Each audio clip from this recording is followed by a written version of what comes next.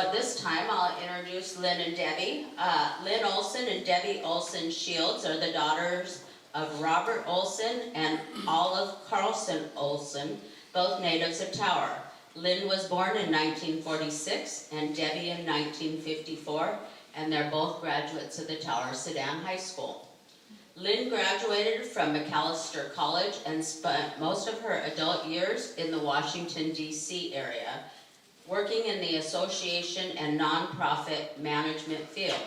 She is now retired, yay, and involved in a variety of volunteer organizations and likes to travel a lot. She lives in the Washington suburb of Silver Springs, Maryland. Debbie graduated from Minnesota State University, Mankato, and lives in Salem, Oregon.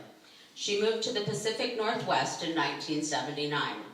Debbie is married to Washington State native Michael Shields, whose mom was from Mountain Iron. Debbie was both a full-time and substitute teacher and a mom to children Adam and Abby. She is now fully retired, and both Mike and Debbie hugely enjoy their 3 grandchildren who also live in Salem. And at this time, I'll turn it over to Lynn. And we'll turn it immediately over to Debbie. Would you like to say something? That's the trick way of helping all of you understand, figure out who was who.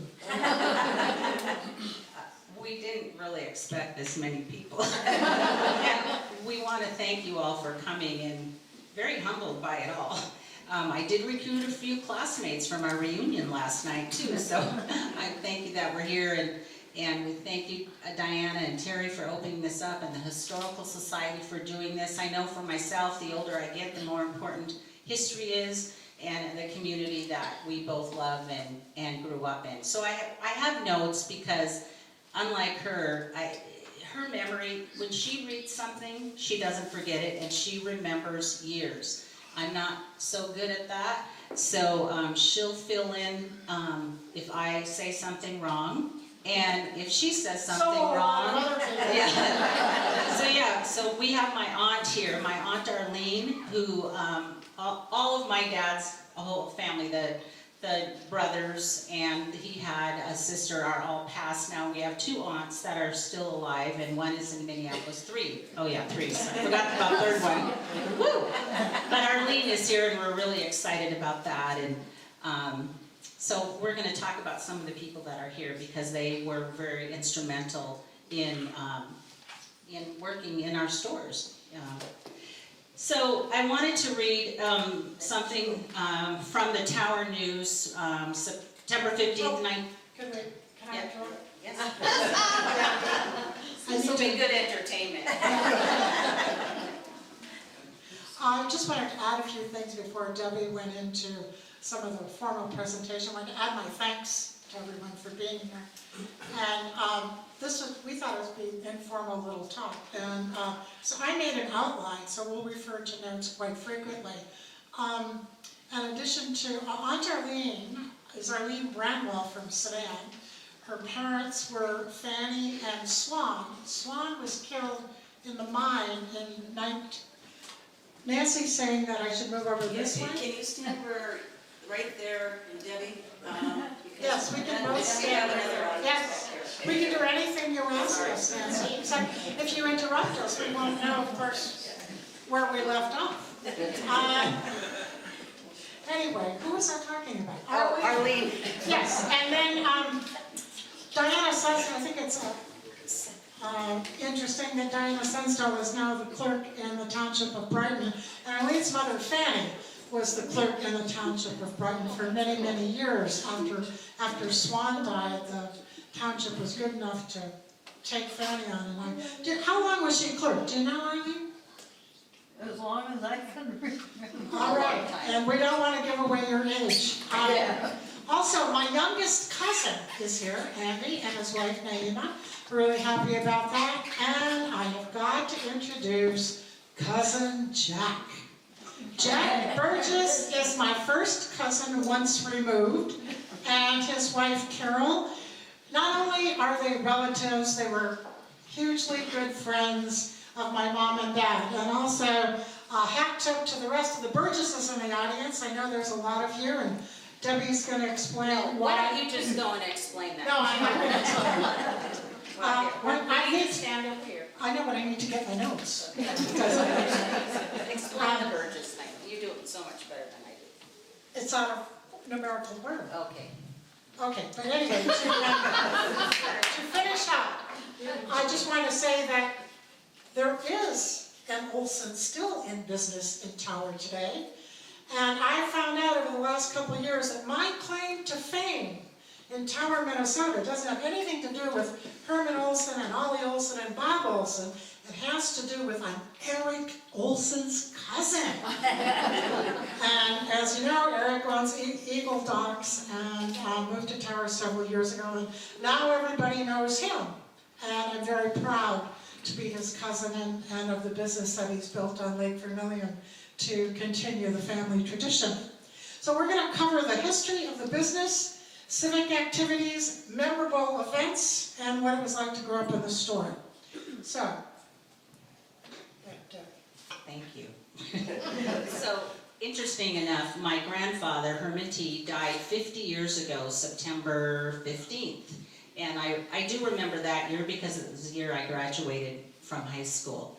And we're talking about the Burgess connection in a minute, because one of my classmates last night asked, how are you related to the Burgesses? And then, actually about 4 or 5 years ago, we met with Susie Burgess, Sobolinski now, and she said, now how are we related?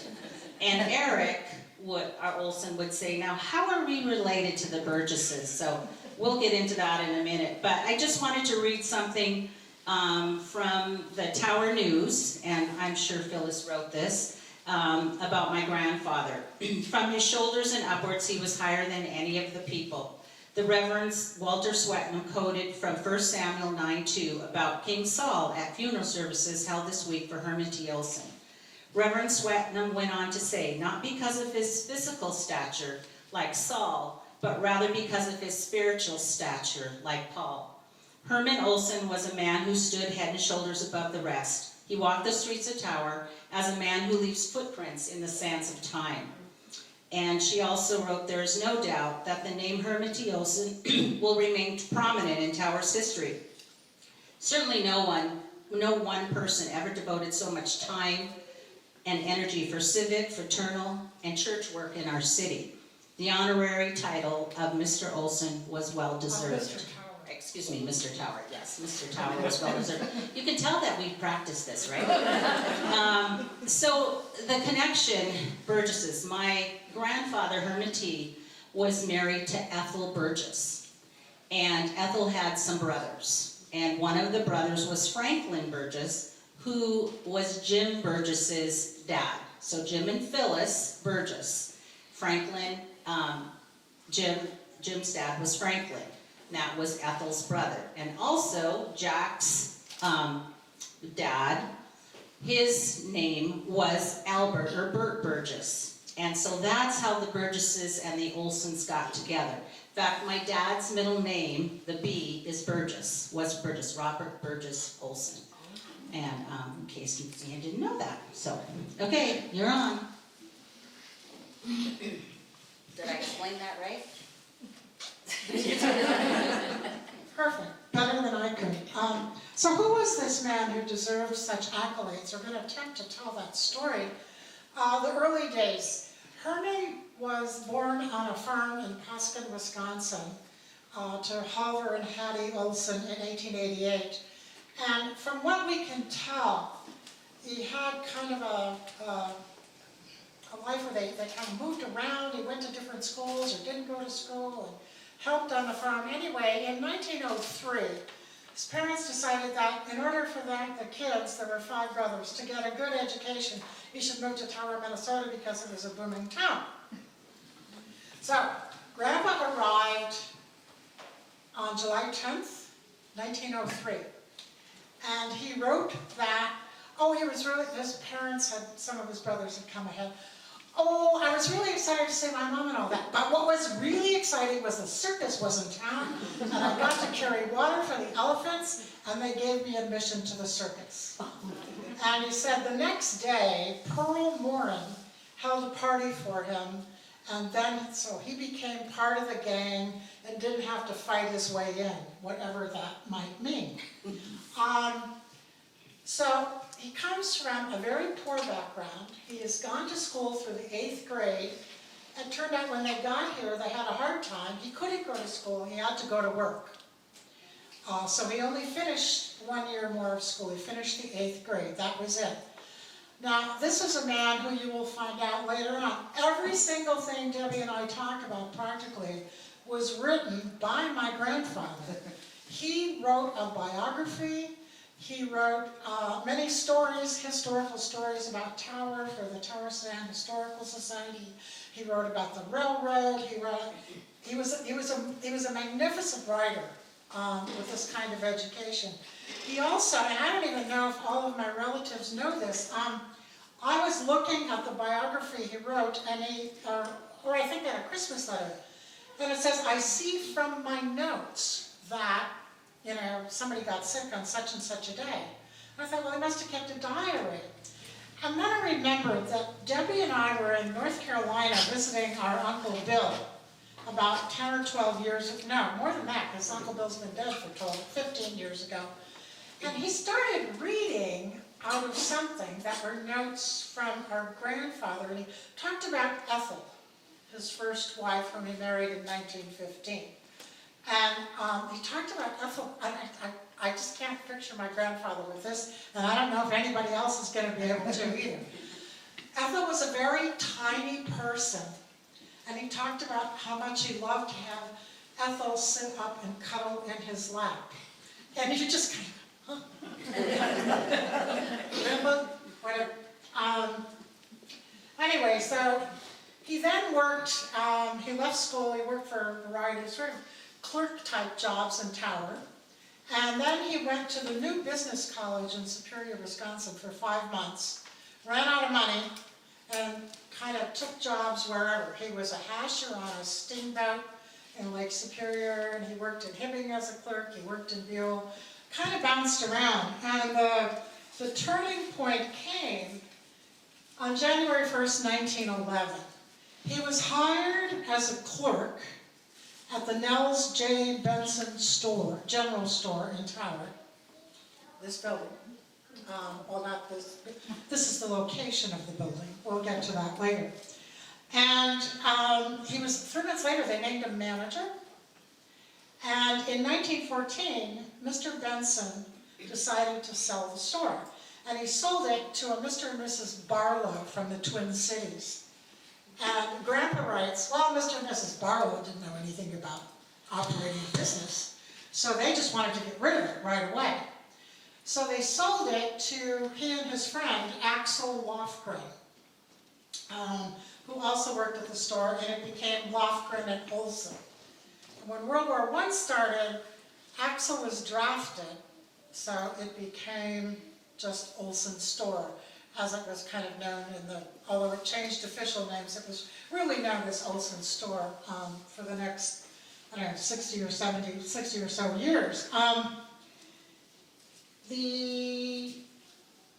That's all. There's now Debbie's turn. Yeah, I have a little short. Next. I get to read things, which makes life a much Easier thing. Well, he had 3 children with Ethel. Harriet was born in 16, and then our dad, Bob, was born in 17, and our Uncle Bill was born in 20.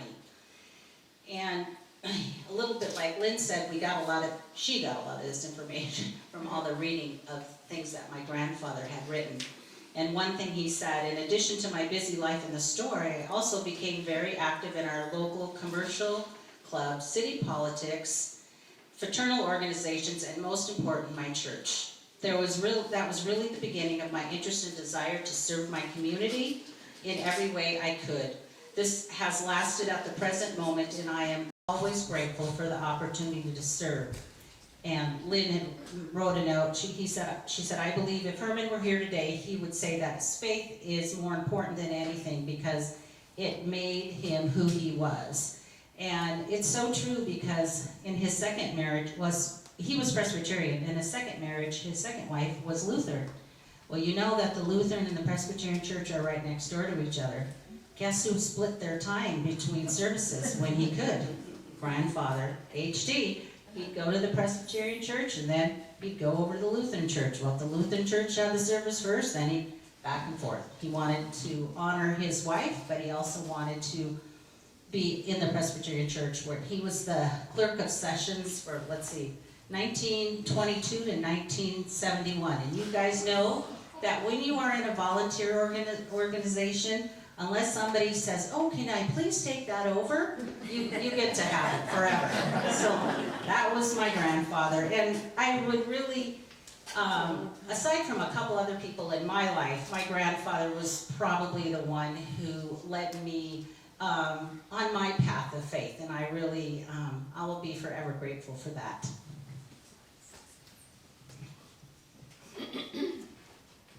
So Herman's got the store, he's got 3 kids, and he's active in all these organizations. And in April of 1920, his youngest son Bill is born, and Ethel develops peritonitis after the birth, and she died 2 weeks later. And in this diary that my Uncle Bill read to us, he really talks about the heartbreak, and I said, we got such and such a doctor from Duluth, and he was going to get, such and such a doctor from Minneapolis, but there was nothing to be done. And Ethel died. And so Harriet was 4, my dad was 3, and Bill had just been born. So what is the natural inclination if you are a man and you have 3 tiny babies, or 3 tiny children? Under these circumstances, he writes, I felt that I wanted to be as busy as possible to keep my mind occupied. So I took on additional responsibilities. I was a member of our school board, the city council, started a branch store on our lake property, and operated the Idlewild Hotel where my brother Sam was the manager. And I am like, you have 3 babies, motherless babies at home, and your reaction is to become more busy with business and civic life. And I think this is more of a reflection of the times than anything else, that men mostly did not take care of children. They just didn't. And so Grandma Burgess and Grandpa Burgess moved in to take care of the kids. And the person that everybody of that generation in Tower remembers is Grandma Burgess. She had 1 arm, and Grandpa writes that she could do more than any human being with 2 or 3 arms, even given the fact that so the children were taken care of. I was just kind of taken aback by his reaction. So in 1921, he builds a branch store on Birch Point, at a place that he named Birch Rock. And he writes about that. He says, it was not my idea, but that of a real estate company that had bought lots of property on Birch Point. The idea was to deliver goods daily to the people who bought property on Birch Point. I bought 4 beautiful lots from them and built a store. After operating for 3 summers, we closed the store, on which we lost money and chalked it up to experience. And he said, and my brother Henry was in charge. He couldn't help me get a little dig. I'll digress for a minute. I often heard my Uncle John say, who was one of Herman's children, you know, I don't know how he ever made any money. You know, he gave credit to everybody who was traveling all the time. I just don't even know, how he did it. But he did. So, and that property, of course, is still in the Olson family. And last year we had a mini reunion celebrating 100 years on Birch Rock. So he was elected mayor in 1921. And during his tenure as mayor, the town got electricity and water and sewer. And that's when they became the city form of government. And in 1926, a momentous occasion, Herman remarries to a woman named Lila Towley, who was a nurse at Swedish Hospital in Minneapolis. None of us really know how he met her, but he does make reference in his writings to doing a lot of traveling for business, and also by this time he had belonged to the Masonic Lodge and Tower for about 6 or 7 years, so he may have been visiting other lodges as well. She comes from a prominent academic family in St. Peter, Minnesota. Her father was head of the business department at Gustavus Adolphus College. And another little aside, to this day there is a scholarship at Gustavus for any member of the Towley family who attends Gustavus, and one of my cousins is actually going to be a senior there this year. So, and she's gone to school to be a nurse. So here's the guy with 8th grade education in this little tiny town with a woman who's living in the Twin Cities and got raised in Gustavus Adolphus in St. Peter as, you know, pretty hot stuff. Nevertheless, she comes to Tower, and she marries her, and they have 3 children. John was born in 1927, Paul in 1928, and the youngest, Dick, in 1935, and that's Andrew's father and Arlene's husband. She also adopted the first 3 children later on. So then we come to the 1930s. Debbie, Thank you. hold the microphone. I'm sorry. So of course the Depression was in the 30s, and Lynn alluded to financial difficulties, which everybody experienced during that time, and not sure how they survived, but they did. But they had the Marshall Wells hardware and groceries, dry goods, meat, all in one building. In fact, I did not know that.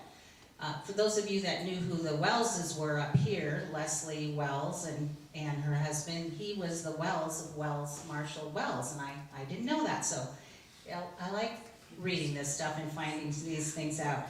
So some of my favorite, or his favorite customers, he loved lumber, the lumbermen, the lumberjacks coming in, the tourists, of course, people from the Boys Fort Reservation, and he did learn their language, a little bit of their language, because so he could do some communication, and we think probably why he was so attached to a lot of these types of people is the outdoors. You know, the Native Americans were always busy hunting, fishing. The lumberjacks were out there, and hardy people, and he loved that. He loved the outdoors, and so that's probably why they were such great customers. And of course, tourists, summertime, even as we start talking about the hardware store, that's where you made the bulk of your money with all the tourists, and here I am spending money in Tower. So, people did, Lynn did say that they bought on credit, and my grandpa as well as my dad, a lot of people owed a lot of bills, but they just kept letting them buy because they knew it was important, especially during the Depression, so that was real important. My grandfather's brother Oscar worked in the store, and he really helped keep that together as well, so. Okay. I should have said before, but we have pictures over there just on a loop after this is over, if you'd like to look at pictures, and there's also a few souvenirs outside on the table. So now we're coming to the 1940s, which opened in February of 1940 with the store burning to the ground. It was 2 stories. The family lived on the top story, and the store was on the bottom, and there was nothing. I mean, there was nothing left. On the table out there, I have a copy of the story that appeared in the Tower News about it, and you can see they talked about lots of gases. Fortunately, everybody escaped. Both customers and family escaped the fire. The amazing thing about it was that there was a warehouse behind the store, and within 5 days he had a makeshift store up and running in the winter in Tower. I don't know how he did this. And then this building was open for business in June of 1940. So what you're in today is the building that was built in 1940. And what we're standing in right now was first the hardware section, and then it was mainly produce and some, I think it was that, this side was mainly produce, wasn't it, Debbie? Yeah, once it became a grocery store. So my dad joined the Army, Bob, joined the Army in 1940 before he could be drafted. And he spent the entire war, except for about a month. He was in both the Pacific and the European theater. Well, what was happening back home was Herman was on the draft board. But that was really hard in World War II, as you can imagine. Even though everybody, wanted to go to war, there was still the knowledge that you were sending somebody's kid off to war. And he writes the draft board was in Ely, and he had to travel, and it was just a very difficult time. And in 1945, he becomes quite ill. John is he's either a junior or senior in high school, and he kind of has to take the store. So they get word to the Army, and my father got a hardship discharge from the Army. I have every letter my father wrote to my grandfather during World War II, so I have a pretty good indication of what happened. It took him 2 months from the time he was in Italy. It took him 2 months from the time he got the discharge to actually arriving home in Tower. So he arrived home in April of 1945, right before VE Day. I asked him once, did you mind missing VE Day? No, he didn't. He was glad to be home. So from then on, Bob was a critical part of the store's operation. And yes, one other thing I wanted to mention, and that is, you start to read about my grandfather's penchant for travel. So, he's got the kids, he's got the store, he's got the civic responsibilities, but he loves to travel. So, my dad and my Uncle Bill were both in the state of Washington before they're going to get shipped out to the Pacific. And my grandfather writes, well, I thought I should go visit the boys before they got shipped out to the Pacific, so I left Lila in charge of the store and I went. Lila? This is my grandmother. I don't think I ever heard her talk about the store in my life, let alone that she ever had anything to do with the business. So this is like unexplored territory for us. I didn't realize that she was involved in the store. Anyway, then my father was going to be shipped out to the European theater a few years later, and he said, well, I have to take Ollie, that's my mom. He got a leave in 1943 and came home and married my mother. And then they went out to Baltimore before he went. Anyway, so Grandpa's doing this all the time. He's traveling everywhere and doing everything else. I just can't figure it out. And as you know, Bob stayed at the store until he retired. So the 1950s, when I started putting this all together, I wrote that these are the good years.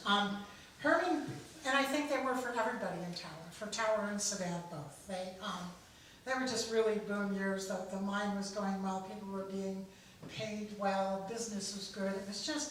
It was a wonderful decade in which to grow up in Tower-Soudan. In 1953, Herman became Grand Master of the Masonic Lodge in Minnesota. And what that meant was that there were 70,000 Masons and 287 Masonic lodges, and he had to travel to all of them. So he writes, what I would do is I'd travel to them, and then I'd talk about how they needed to come to Lake Vermilion as a tourist, and he would have resort brochures and whatever, so he was quite proud of that. He was getting on, however, and he sold the business to Bob and Ollie in 1956. And so Dad and Mom decided that they would get rid of the dry goods section and enlarge the hardware section of the store a little bit so it would become hardware, groceries, and meat. Well, Etsy Swanson, whom some of you may know and remember, was hired by my grandfather in the 1930s to run the dry goods. And when they decided to eliminate it, Etsy quit. But Mom and Dad had an idea. They thought, well, I bet you Etsy could run the hardware part of the store. And so they offered that to her, and about 2 or 3 days later, she came back and managed hardware for Olson's store up until we sold it, I think, in 1976. My mother she managed the books and she managed the accounting, and she made sure that there was enough money for my sister and I to have anything we wanted.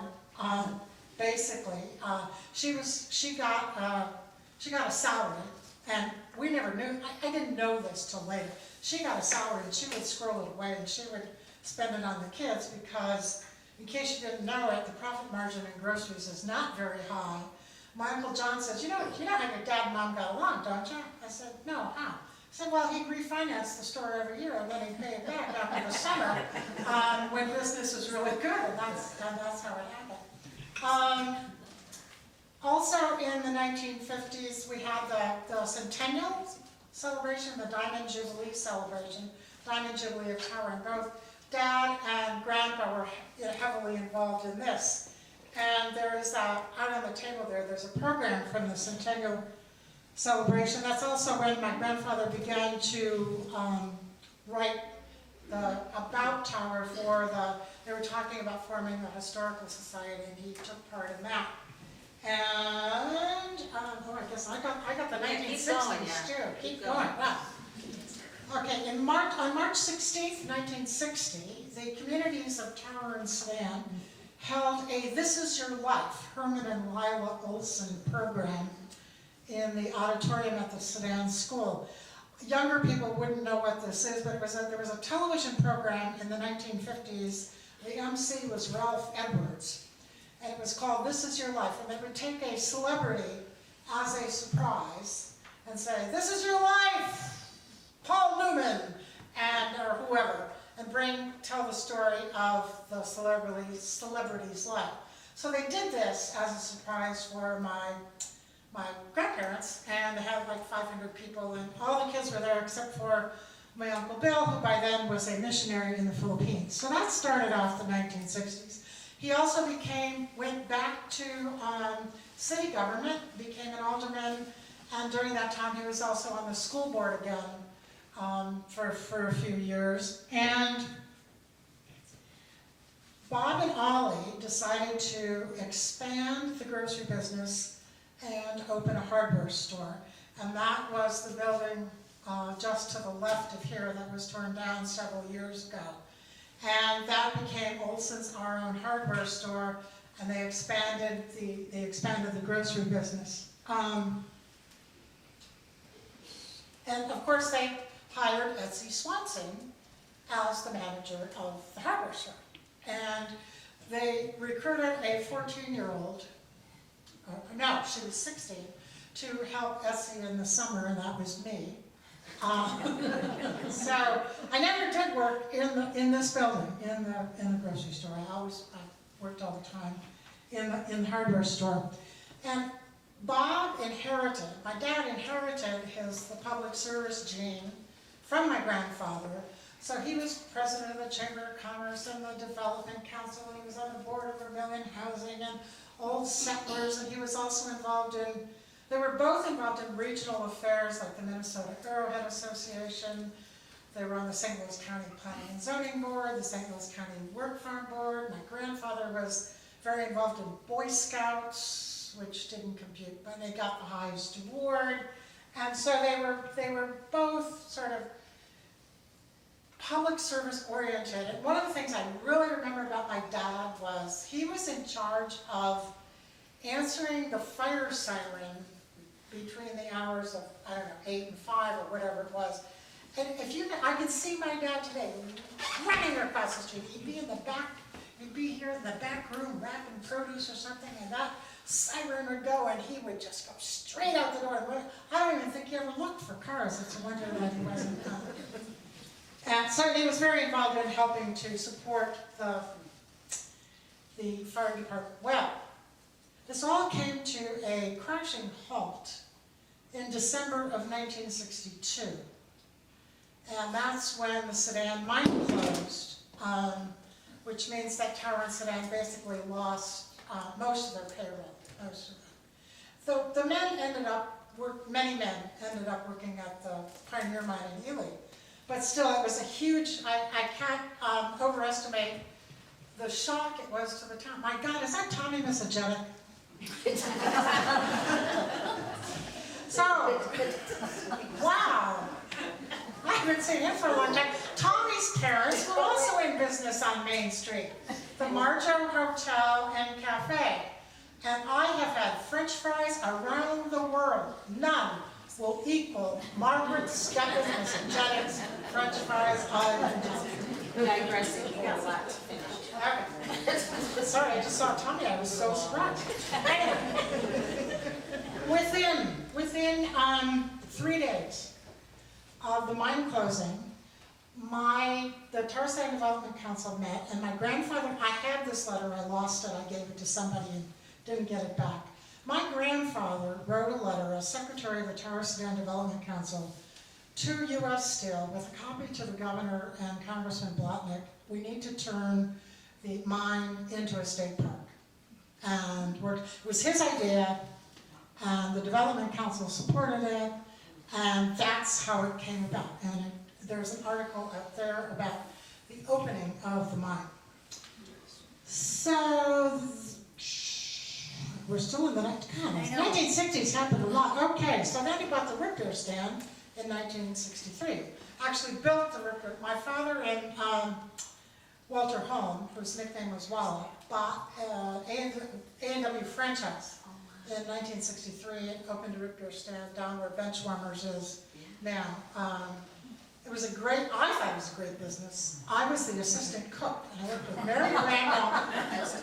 I would work 8 to 5 in the summer. I worked 8 to 5 in the hardware store and 5 to 11 down at the root beer stand.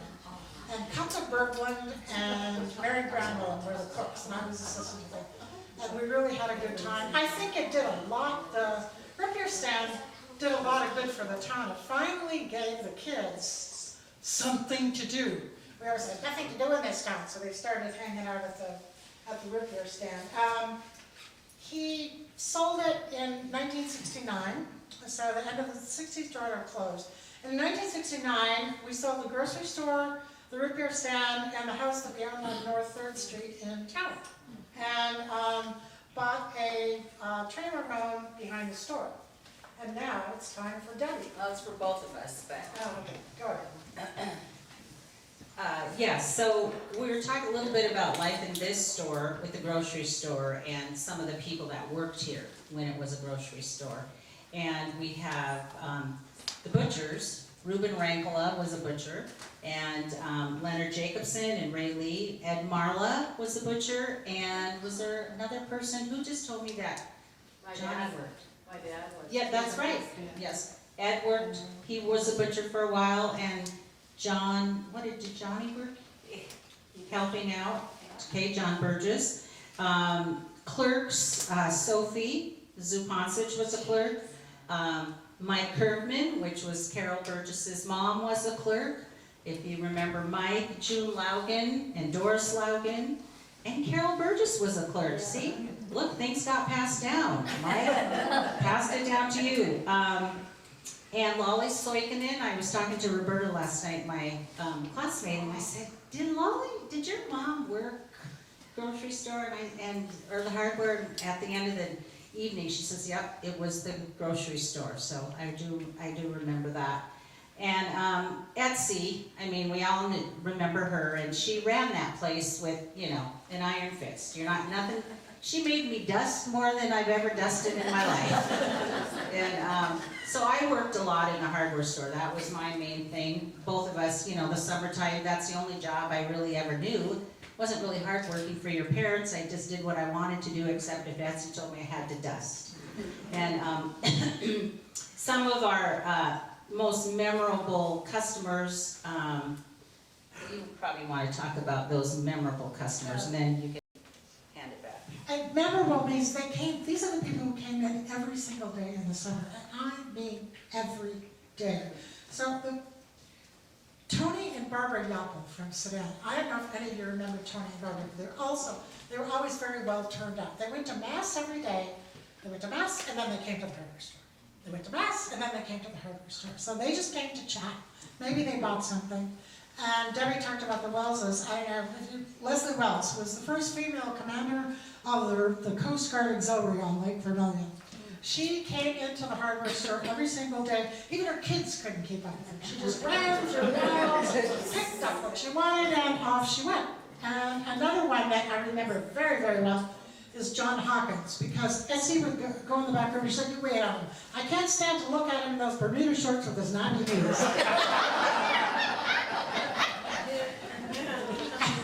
That was just, just like, okay, and I'd wait on him. And also the tourists, the Eelses, Fraser and Harry Eels came in every single day, and I guess, I can't remember what I was going to say. Somebody married somebody who was connected. Oh, wait, I have to tell the Mike story. Mike Kirkman is Carol's mom, and she was also a clerk in the grocery store. And every day after school, Carol Bystrom and Cheryl Hendrickson and I would go to our grocery store before we went to get a Green River at Martillo's. And Mike tells a story. She says, one day this woman said, "Did you see that girl just shoplifted 2 candy bars?" And Mike said, "Oh yeah, she does it all the time." Mike had a great sense of humor. Oh my gosh. Lynn alluded to the fact that we kind of got everything that we wanted, which my husband might attest that that's probably not a really good thing. But we definitely were spoiled, and I didn't really understand it all back then. If I needed groceries, I take it off the shelf. So I don't buy anything besides Heinz ketchup, because that's what was on the shelf that was the best, and that's what I always had, and it was really hard to change those ways. And then in the hardware store, if I needed something, I took it off the shelf, and I was telling Lynn this story. I remember working, and somebody, people would bring their kids in, and we had a little toy section, right? People would come in, and they'd say, "Well, no, you can't have that. You gotta wait till payday." And that payday, what the hell is payday? I just didn't, it didn't quite connect. And so some of the people in the hardware store, Tootsie Kotzian, loved working with Tootsie, and she was Deb. She always called me Deb. And Corky calls me Deb most of the time to this day. And Jen Bystrom, of course, and the Bystroms were our neighbors and good friends, and it was great having her working in the store. And it was a fun time. When we sold the store and we bought that trailer, and it sat behind for years, the hardware store building, and like Lynn alluded to, it was probably because of finances, that they needed to sell everything and Because they had taken out they took out a huge loan in 1960. They took out this huge loan in 1960, right before the mine closed, to expand the business, and that was the source of the financial trouble. Which we didn't understand. Because, I drive into Burgess Chevrolet, say, "Charge it to my dad," it was not a real world. But now I forgot what I was going to say. It was something really fun, I'm sure. Root beer stand, no, I don't remember what it was. Oh, I do. So, we moved the building, or the trailer behind the store. My mother had the washer and dryer in the hardware store, because she'd come in on Mondays to work, and that was her laundry day. Well, one Sunday evening, I decided to do laundry myself. So I went in, I did some laundry, put it in the dryer. The dryer's, it's done. I open it up, and there's money and checks all in my laundry. Well, my dad, for some reason, decided, rather than putting the zippered pouch in the safe, he probably thought it was safe in the dryer. Why? I don't know. He got mad at me, and I thought, well, it's not my fault. Our store, when we had the building here, got robbed twice. The first time they got a lot, the second time, not so much. But the hardware store was a fun thing for me, and last night at our reunion, Alan Dahl was telling me a story. What did you buy, Alan? My very first shotgun, I was 15 years old. I walked in by myself and purchased it. The model 67 Stevens. I paid $69, and I still have that shotgun. Yay! It's 1968. Yeah. So I loved working in the hardware store, and I loved the people that I worked with, and just seeing people, the tourists. And there was we had a lot of tourists that came in from Texas, right? And I can't remember this lady's name, but she came in and she announced herself to me. and said, "Hi, I'm so-and-so from Houston, Texas, and I'm here at our lake place." Kathy, probably one of your relatives. And I said, "What if I went to Houston to a store and walked in and said, 'Hi, I am Debbie Olson from Tower, Minnesota.'" It's just funny, because you're in a small town, and that's what you gotta love about a small town. The best thing my grandfather ever did, I think, from my perspective, they ever did for the family, was to buy those 4 lots on Birch Point, which are all still in the family today. What was it like growing up with a family and business in Tower? Well, Debbie and I really had different experiences because there's 8 years between us, so it's like we grew up in 2 different... She is my older sister, remember that. I am the older sister. So everybody knew who you were. I was both good and bad. And I remember my mother always saying constantly, "You can't do that. What will people think?" And to this day, it goes like this reel in my head. What will people think? What will people think? What was good about it was, of course, we ate really well. And as Debbie mentioned, we didn't have to buy gas. We didn't have to pay for gas. We didn't have, that's right, we didn't have to pay for gas. Our parents worked awfully hard. It seems like, and they played awfully hard as well, as Jack and Carol can attest to. And also the members of the Muir family that are here today can also attest to the fact that they worked and played hard. But, my dad was at the store 6 days a week. Microphone. Oh, 6 I warned you, I talk with my hands. I am not a stationary person. So that, they did work awfully hard. It was, 12 hours a day, 6 or 7 days a week. And what were Bob and Herman like as people? Herman was quiet, he was kind, he liked everyone. Everyone liked him. I never heard him ever say a bad word about anybody.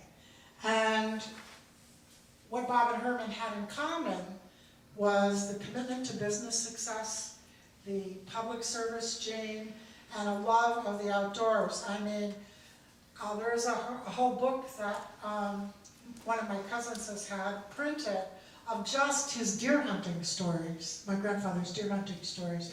He was devoted. Now, Bob wasn't exactly like his father. Right, Carol? Right? Jack and Carol can attest. He didn't like everybody, and everybody didn't like him. A lot of people, he of course liked a lot of people, and a lot of people liked him, but he was different. Much different from my dad. He was always willing to lend a hand and extend credit to anyone who needed it. One of the people that we forgot to mention here was a mainstay of the store when I was a kid, and that was Eugene Chosa. He worked in the summers as the carry-out person, and then during the school year mainly as kind of like doing anything that needed to be done, from cleaning to helping my dad with the produce department, everything. In later years, my mom died in, oh no, that's Debbie, so forget it. Go ahead, Debbie.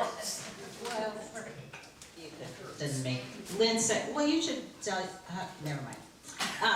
I'm sorry. So yes, my mother died in 1983, and that was a little bit of a turning point for my dad. He went through a really hard time, and then he passed away in 1990. And one of the things, we kind of have a funny story about that, is we were at the house, which was my grandparents' house. After we sold the hardware store, we needed a place to move, so we lived right next to one house down from the Presbyterian Church, the manse, and then our grandparents' house, and we moved into that. Anyway, so we're all gathered there, and the phone rings, and our son Adam answered it. This was 1990, and Adam was born in 81, so he's 9 years old, and they answered the phone. They asked for Bob Olson. Adam goes, well, he's dead. Well, They were calling the Cemetery Association. He was secretary of the Cemetery Association. Somebody was calling because they needed to talk to him about a burial plot. Well, I just said, he's dead, and hung up the phone. The person called. Yeah, later, because the person was a little bit struck by that happening. So, again, from the Tower News, it helps to have a relative in the newspaper. January 6, 1977 edition of the Tower News said in the front page article, oh, Meg, I know, I'll let you read it. Emotional all of a sudden, who knows? For the first time in 67 years, the Olson family name is not associated with the business firm on Tower's Main Street. Until Bob and Ollie Olson sold Olson's Iron Hardware to Mr. and Mrs. James Nelson, the Olson family had been prominent in Tower business circles. Mr. Olson's father, the late Herman T., was a well-known businessman for many years. Bob continued in his father's footsteps, expanding and enlarging upon the family's retail business. Bob Olson has been a dedicated civic leader, and Tower owes much to him for his years of work toward improvement and betterment of the city. And I forgot to mention that my father actually ran for county commissioner in 1966. The first member of our family that I know who ran, he lost. He was a Republican. And I do have to say that we do have an office holder, a very prominent office holder in our family now. My cousin Carrie Olson, who is Dick's daughter, is the president of the Denver School Board. She has been elected twice in very rough and tumble political environment to this position. After my mom died, my dad, the only activities he kept up were the Cemetery Association, and he was a founding member of the Sportsman's Club, which is now known as the Vermilion Lake Association. And I'm going to take microphone privilege, even though it's past time to tell a story about that. My dad was really kind of an environmentalist. I was sleeping on the couch in the cabin one summer, and I was home. It's 3 o'clock in the morning, and he's up getting dressed. He got the lights on. I said, "What are you doing?" "Well, I think so-and-so's got an illegal septic down there, and I'm going to go down in the boat when they can't see me and test the water and take it to Duluth." So he was very serious about, it was really serious about keeping the lake clean. Things he did with the St. Louis County Planning and Zoning and the Sportsman's Club were all to that end. Lasting influence, I'd have to say that the state park is a huge legacy that Bob and Herman left Tower. I mean, not only did they write a letter, they bird-dogged that project and kept it going from the time they had the U.S. Steel consented and the state consented to make it a state park. As I understand it, there's still a development council in Tower that sort of comes and goes, but they founded that. This is something, Debbie and I were talking the other day about how Mom and Dad were in business together. It wasn't, and oftentimes you hear, because you're sitting there at the dinner table and you hear them talk about this and that and the plans. And we realized how many couples there were on Main Street of Tower who were business partners. And the woman, it wasn't some little woman running around working for somebody. And I mentioned Joe and Margaret Messagetic. But there was also, of course, Nelmy and Lenko Tomsich at the bakery, Marion and Bill Kittle at there was a hardware store across the street. There was another hardware store in town, and that was Gamble's, and that was Neva and Joe Kirsting. They worked together in the business. Claude and Marge Wilkowski down at the Iron Ore Bar, and Jack and Carol Burgess at the Burgess Marina. And I don't know, Phyllis and Jim at the Tower News. So I guess Tower was, maybe all little towns were like this, but it just struck us that this was something for the 1950s in this little town to have women so involved in entrepreneurship and in business. Thanks, Deb. Yeah, that's it, I think. Oh, thank you.